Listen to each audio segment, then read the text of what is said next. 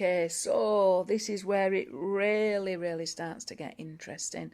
We've now got this situation where we've thoroughly analysed the concept of ascending and descending, the exile of the Torah of Moshe, the exile of the Torah of Moshiach. Okay, and then we've got this very curious verse in Proverbs, and if you followed my teachings at all, we've come across this verse many times.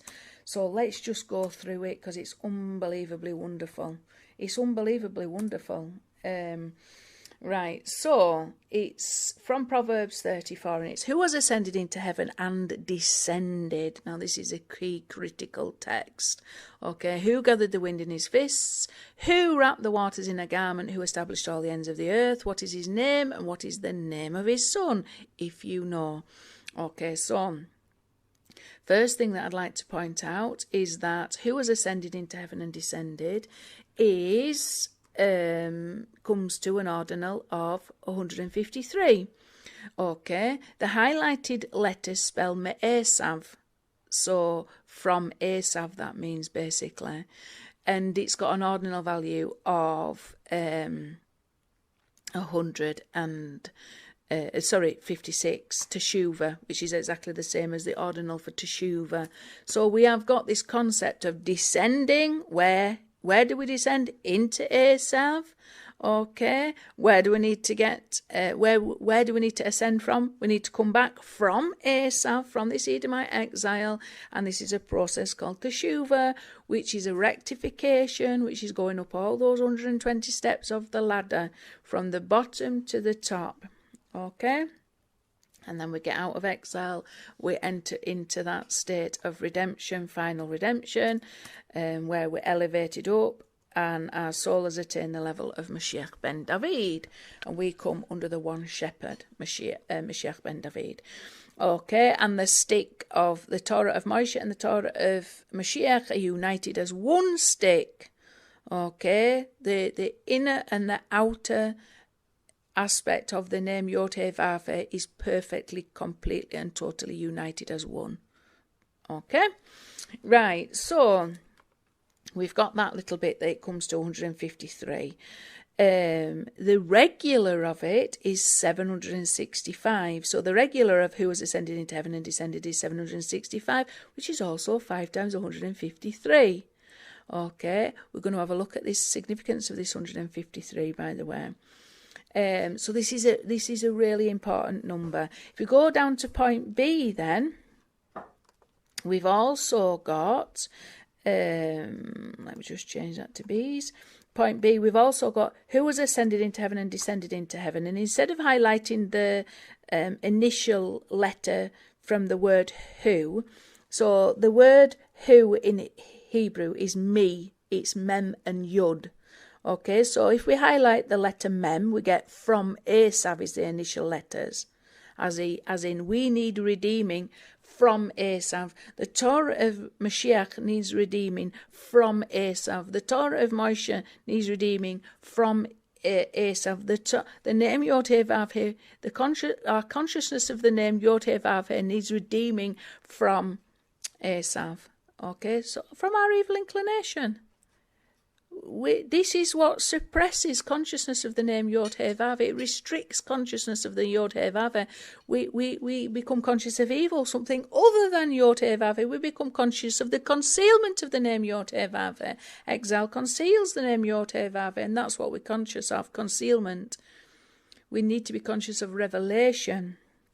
Okay, so if we change the letters, instead of the mem highlighted, the yud of the word who, okay, which is who is connected to the level of Bina, which is where we're wanting to get to. Bina is the second letter of the name YHVH.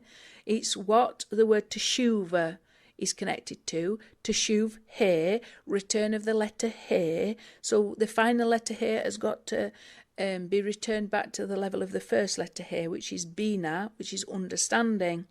Okay, so that word who is very significant in itself. So the first letter is mem and the second letter is yod. So if we highlight the yod instead of the mem, then the letters for who has ascended into heaven and descended spell Yeshua. Okay, they're not in order, but the yod, ayin, shin and vav rearranged to spell Yeshua. Okay, so that's very interesting. Who has ascended and descended? Yeshua. He has descended into Esav. Who is Yeshua? Yeshua is Moshe.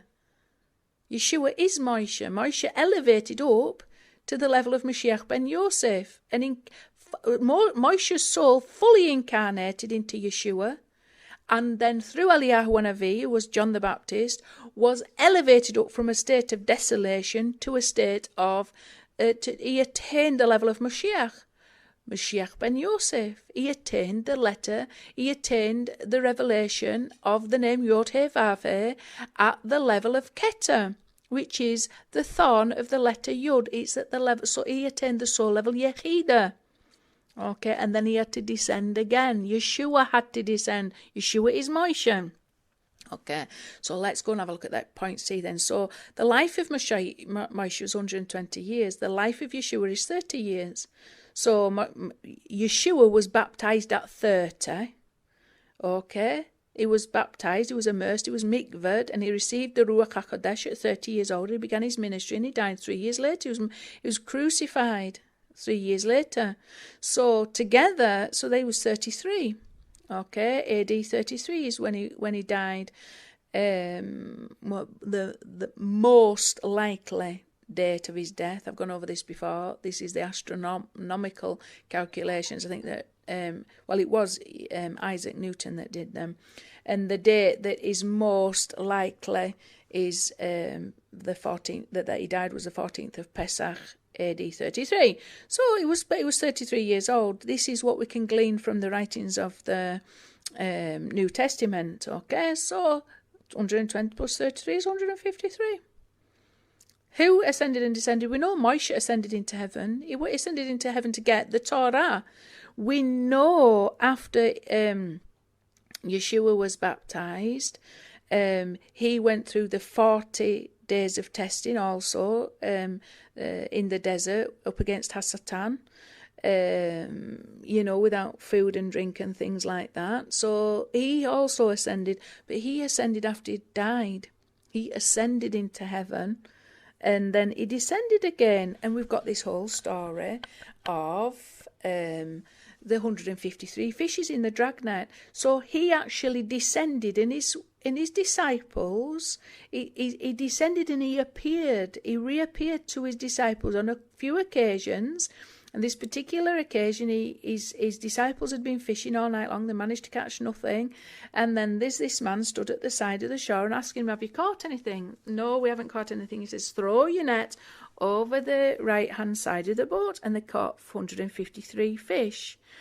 And then they realised that this man was the Lord. But he can't have been in the same body as what he died, because his body had died. Okay, his soul had been incarnated into somebody else's body. Okay, and then he left this incredible parable about the 153 fishes in the dragnet. It was all codes. Okay, and I've pointed this out before. If you go look at Christian theology to find out answers for this 153 fishes in the dragnet, there's nowhere where you can see it. There's no mention to it. Okay. You have no idea what the 153 fishes mean. The 153 fishes are this. It was a code that was left in the New Testament that we need to decode now.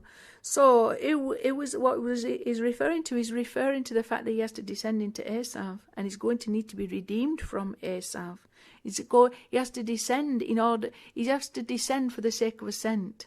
He has to descend into exile. So Yeshua has come back and told his disciples and left them this incredible coded message that, we're decoding it now. I've decoded it. This is something that I've even been able to decode. Okay, because I've got the understanding of the Hebrew and I've related it back to this and joined up all the dots numerically. So it's not too difficult when you start to look at things numerically. Okay, so anyway, Life of Moshe and Life of Yeshua comes to 153. Right, so let's just carry on and looking at making this connection between Yeshua and Moshe. So we have this incredible coded message, like I say, from the New Testament that we can now decode, and we understand it in terms of the ascent and the descent. So basically he was telling his disciples, I am on my way down into exile. Okay, so he appeared to them in this incarnated form. It wasn't in his normal body because they didn't recognize him at first. They recognized his soul. Okay, they recognized his soul, that it was the soul of Yeshua. And then they knew it was the Lord. That's the words used in the New Testament, Master. Okay, so anyway, let's read on point D then. He sent Moshe his servant, which comes to Shlach, which is Shlach Moshe Avdo. Okay? Or Avdo, it is. So that comes to 765, which, if we look at point A, is the regular for who has ascended into heaven and descended. We know Moshe ascended into heaven. He ascended into heaven to get the Torah, and then he came back down. And it was because the Erev Rav had made the golden calf. Okay, so he had ascended into heaven and descended, and then he had to go back up into heaven and get the second set of tablets that were a little not as holy. Okay, so we've got this ascending and descending and ascending and descending, this whole process of ascending for the sake of descending for the sake of ascent kind of thing. So we've got the connection between Moshe ascending into heaven and descending on account of the Erev Rav, and then this same concept.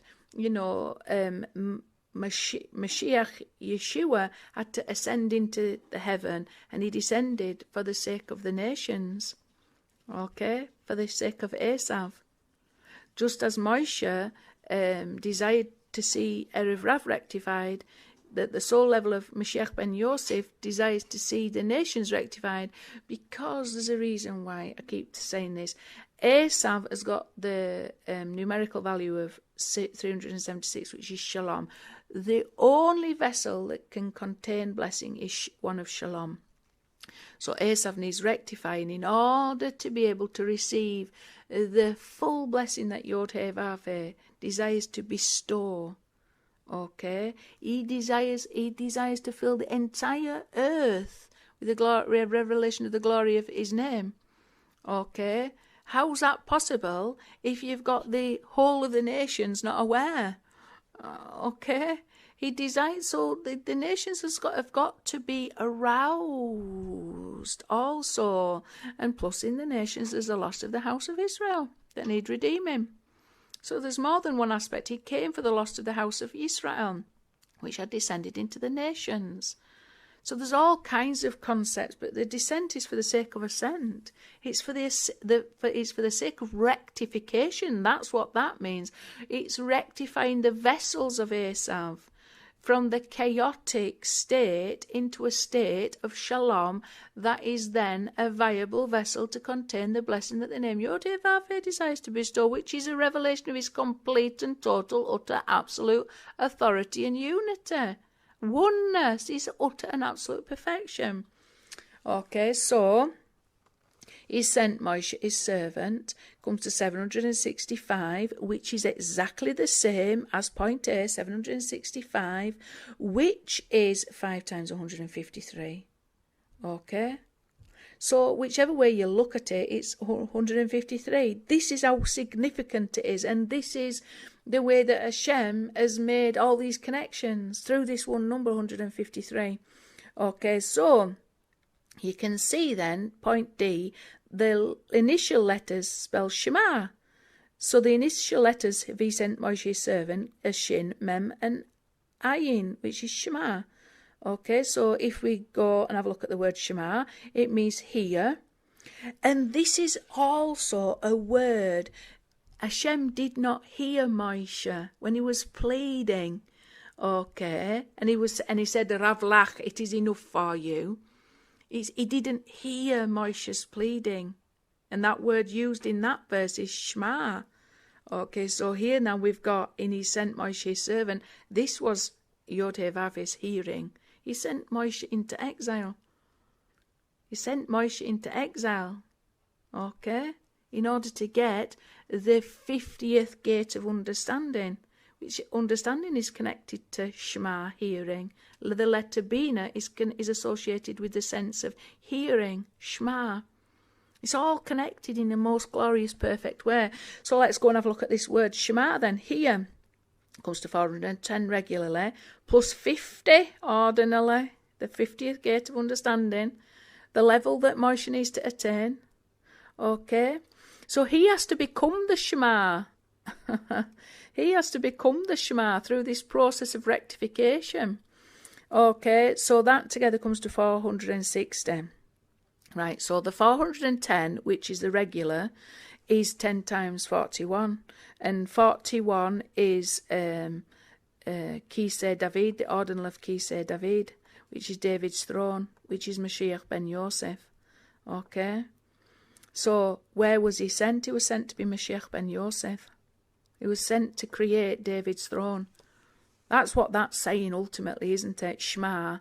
He sent Moshe, his servant. He sent him to what? He sent him into exile in order to elevate himself up to the 50th level of understanding. Okay, and through that process create the very throne that Moshiach Ben David sits upon. And what is that throne? It's Moshiach Ben Yosef, the entire process of the ascension from a place of descent. Okay, so 50th gate, so to attain the face-to-face revelation of the name YHVH. Okay, YHVH, one way of looking at it is like this. Okay, so YHVH could reveal himself, but you cannot see YHVH. Just as he revealed himself, he said, right, you sit in a rock and I'll pass by. This is all YHVH revealing himself to Moshe. But the 50th gate is something to do with Moshe himself earning the right to see that name. Through all this toil with exile, it's the difference between showing the name YHVH and working and fighting all these concealments in order for you to create a process that ultimately reveals the name YHVH. So there's a difference between showing the name YHVH, which is like a back-to-back relationship, isn't it? But you fighting against all these forces of concealment in order for you yourself to be part of that process to reveal the name YHVH. There's a big difference, and this is the difference between 49 gates where you understand YHVH from the back, and then that 50th gate where you've gone through all those processes of rectification to come face to face with the name YHVH, face to face relationship with the name YHVH. 460 point F then is 5 times 92, and 92 is Moshiach Ben David ordinally. Okay, rectified with the additional yod. So all these things are all wonderful connections that we need to make. Okay, so this next point G then, this is a term that's used to describe the 49th level of impurity, which is the absolute pit of exile. Okay, if we reach the 50th gate, if we reach the 50th level of impurity, we couldn't return from that place. We can only return from the 49th level. This was the level of impurity that was attained, that they descended to in Egypt, and it's the same. We will descend there again. Once we've reached that absolute pit of the 49th level of impurity, that means we are the level least conscious of the name YHVH. We're totally and utterly not conscious at all of the name YHVH. This means very low and degraded. Shifla me'od. Okay, shifla is like low, and me'od is very. Okay, so that also comes to regular of 460, which is exactly the same as Shema. Okay, regularly. It comes to an ordinal of 73, which is Chochmah. We know that the ordinal of the luminaries, the two luminaries, is also 73. So the luminaries spelt correctly is 658. We've gone through this a lot, which is also Nachman Ma'uman. The overall total of Nachman Ma'uman is 658.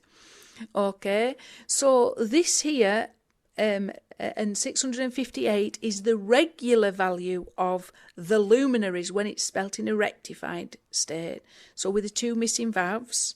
So the luminaries, which are Moshiach Ben Yosef and Moshiach Ben David, which we pointed out last lesson, which is Moshe and Yeshua.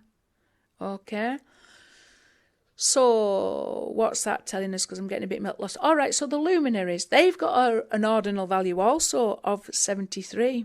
So together they come to 731. So it's connected to the Nachman Ma'uman. It's connected to this concept. It's connected to the concept of Shema. It's connected to the concept of He sent Moshe, His servants. It's connected to the concept of ascending and descending into exile. And it's connected to the fact that Yeshua and Moshe are the same. And the final revelation, as Moshiach Ben David, it's the same soul Moshe. He's the Redeemer. Okay, let's go on at this then. So we've already got this connection to David's throne, which is Moshiach Ben Yosef. So if we add 460 plus 73, which is the ordinal here, and it's also the ordinal of the luminaries, like I've just pointed out, which is the two Mashiachim, which is Moshe and Yeshua. Okay, which is exactly this, which is one soul ultimately at different levels, different soul levels. Okay, so that comes to 533, which is 13 times 41. Okay, so 13 is your 13 attributes of mercy. It's your echad, oneness. It's ahava, love. There's 2 times 13 equals 26. Yod He Vav He. All these concepts. 4 times 13 equals 52, which is Mashiach. Okay, the ordinal for Mashiach. So all these concepts, and then we've got the concept of 41. Keter David, that's ordinal for Keter David, David's throne. So this state of being brought low precedes the revelation of Mashiach. That's what Rashi said. We have to be taken to the very, very pit of exile. And in that very low, degraded state, we are redeemed. Okay? That precedes the revelation of Moshiach. We have to be taken down to the very lowest level. And that's Rashi's comment on Sanhedrin 98a. Okay? So this whole process of exile, going right down. When we reach the very pit, just as they reached the very pit in Egypt, from that place of absolute complete lowness, totally and absolutely degraded to the lowest possible level, that is when we get the revelation of Mashiach. Okay, Moshiach Ben David this time, the final Redeemer, and it's very much connected to the throne of Moshiach Ben Yosef. Why? Because we've got to extract the lost sparks of holiness that are lost in that level of impurity, and this is the soul of Moshiach Ben Yosef that goes down into exile to that depth in order to redeem those lost sparks of holiness at that level. And this is the whole concept of Moshiach's